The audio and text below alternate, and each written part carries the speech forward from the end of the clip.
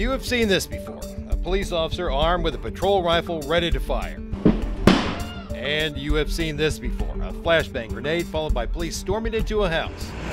And you have seen this before. Police in formation armed with patrol rifles behind what is, for all intents and purposes, a tank. The notion that the police would move from being more civilian to further militarized, I think, probably ought to be alarming to pretty much anyone. Dr. Pete Kraska is a professor and chair of graduate studies and research at EKU's School of Justice, the author of 7 books, and an internationally known expert on the militarization of police departments.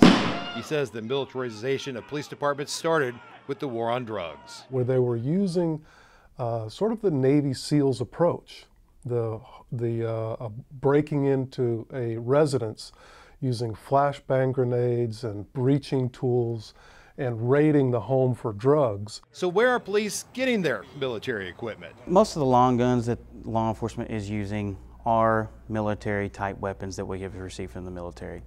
And those long guns have a legitimate purpose when used correctly in law enforcement. Through the Department of Defense 1033 program, which is classified as a recycling program that, according to data obtained by the New York Times, has armed and supplied Kentucky police very well.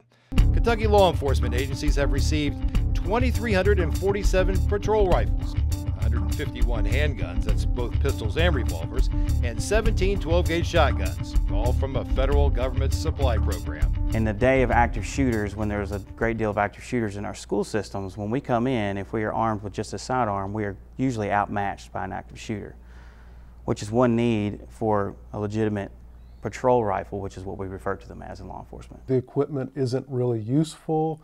A lot of the equipment is taken in under this notion that something bad someday might happen. Police have also picked up 1,105 sights and scopes, including 10 night vision sniper scopes. They're going to Jefferson County.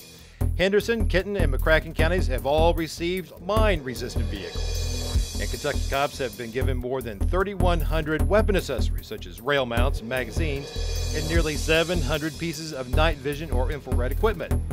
And the militarization of police shows there is little signs of turning around. There's an increased emphasis on security and safety, more through the eyes of the Department of Homeland Security.